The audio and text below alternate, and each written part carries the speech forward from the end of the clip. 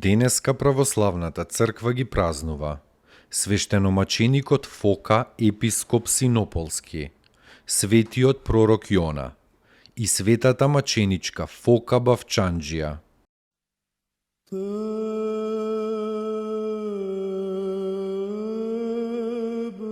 Светиот маченик Фока, епископ Синополски, уште од младоста се подвизувал во сите христијански добродетели. Како епископ во своето место на раѓање во Синоп на брегот на Црното море, со примери зборови божествени ги утврдил правоверните и обратил во правата вера мнозина незнабожци. Скаменетите незнабожци били исполнети со гнев на светиот Фока и Господ му го предочил маченичкиот крај на Фока преку една визија. Имено Фока видел светол гулаб како слетал од небото, носејки во својата уста прекрасен венец од цвеќе и како го спуштил венецот на неговата глава. И Фока чул глас од гулабот: чашата твоја се исполни и треба да ја испиеш. Од таа визија угодникот Божи дознал дека треба наскоро да пострада за Христа. И не се уплашил, туку со благодарност кон Бога се подготвил за маките. Наскоро потоа некој кнез Африкан го зел Фока на измачување. Наложил на него остри маки.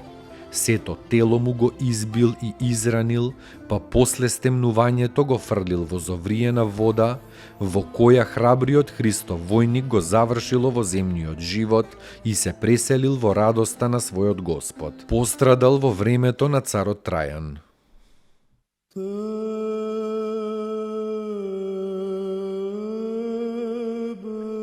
Светиот пророк Јона живеел повеќе од 800 години пред Христа. Во неговиот животопис се вели дека тој бил син на вдовицата од Сарапета Сидонска, кого пророкот Илија го воскреснал од мртвите.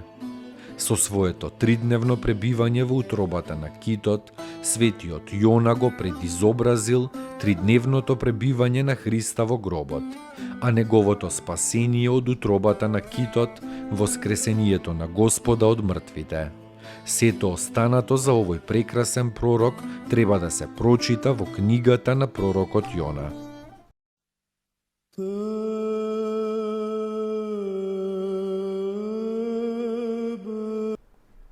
Светиот маченик Фока Бавчанџија, од местото на свештеномаченикот Фока. Во Синоп, близу до Црното море, Фока имал бавча што сам ја обработувал. Од плодовите на својата бавча тој ги гостел сите што поминувале покрај бавчата, не пропуштајки и душата да им ја нагости со Словото Божјо. Но за него чул кнезот мачител на христијаните и испратил војници за да го убијат. Фока ги нагостил војниците срдечно, што тие се воздржувале да го убијат.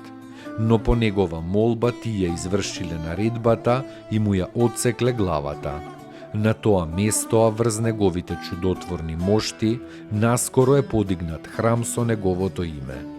Светиот Фока особено го почитуваат морнарите и на помош го повикуваат сите патници по морето. Пострадал во 320-та година.